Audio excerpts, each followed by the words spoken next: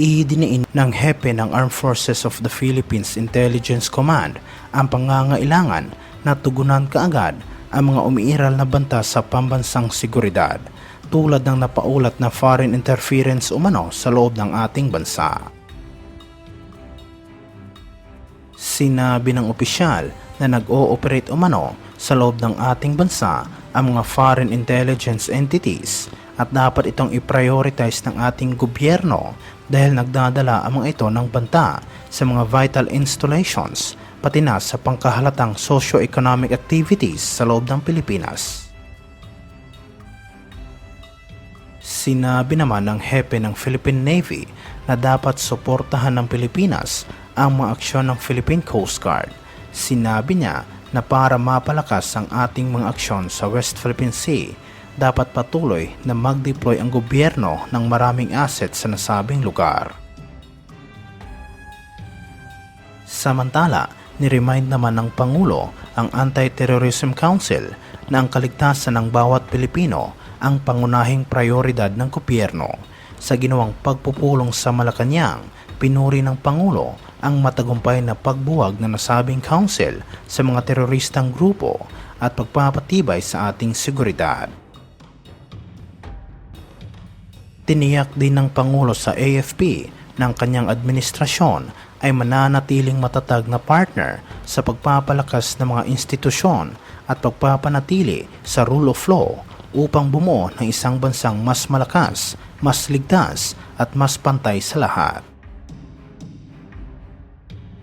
Sinabi ng Pangulo sa AFP na nasa balikat nila ang responsibilidad na i-secure ang ating bansa, tiwala ng sambayan ng Pilipino at ang kinabukasan ng mga susunod pang henerasyon. Bawat desisyon nito, bawat aksyon na kanilang gagawin ay makakatulong sa paghubog ng takbo ng ating republika. Hinikayat ng Pangulo ang mga senior officers ng Armed Forces of the Philippines na mamuno ng may karangalan, maglingkod ng may integridad at magbigay ng inspirasyon sa mga Pilipino.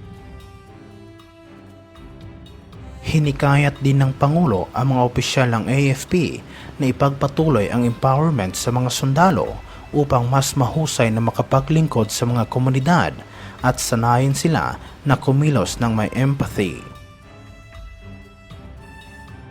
Anya na ang tunay na sukatan ng paglilingkod ay hindi makikita sa mga parangal o ranggo o promosyon. Ito umano ay nakasalalay sa pagtupad sa tungkulin na itaguyod ang integridad ng ating bansa at tiyakin ang kaligtasan at seguridad ng bawat Pilipino. Nagbigay ng pahayag ang Pangulo ilang araw matapos niyang bisitahin ang Southern Luzon Command sa Lucena City, Quezon at sinabihan niya ang mga sundalo na huwag magambala o magpaloko tungkol sa kamakailang ingay sa politika na bumabagabag sa bansa. Samantala, ang Pilipinas at Estados Unidos ay nagsagawa umano ng joint maritime exercise sa West Philippine Sea, ayon sa inilabas na pahayag ng Armed Forces of the Philippines. Ngunit nakikita naman ito ng ilang mga eksperto na isa umanong hakbang na maaaring ikagalit ng China. Sinabi ng Philippine military sa isang pahayag na nagsagawa sila ng maritime activity sa West Philippine Sea kasama ang puwersa ng Estados Unidos upang mapalakas ang interoperability at kooperasyon ng maritime forces ng dalawang bansa. Ang security engagement sa pagitan ng dalawang magkaalyado ay mas lumakas pa sa ilalim ng kasalukuyang administrasyon na naging dahilan upang madagdagan ang mga military base na maaaring ma-access ng mga American forces kabilang na ang mga pasilidad na malapit sa Taiwan.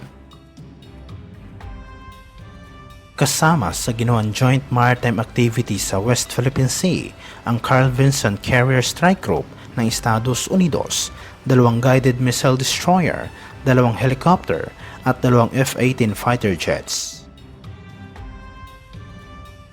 Dineploy naman ng Pilipinas ang Antonio Luna Frigate, Andres Bonifacio Patrol Ship, 2 FA-50 fighter jet at mga search and rescue assets ng Air Force.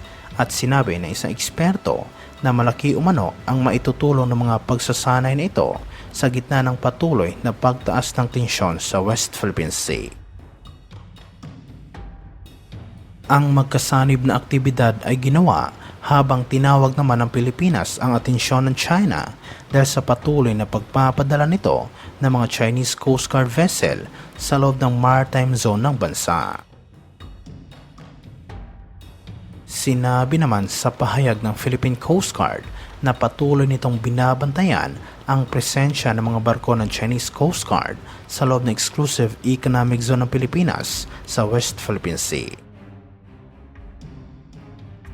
Sinabi ng tagapagsalita ng Philippine Coast Guard para sa West Philippine Sea na binabantayan ng BRP Gabriela Silang ang mga barko ng Chinese Coast Guard na kung saan ay nadetect umano sa layong 60 hanggang 70 nautical miles sa baybayin ng Zambales.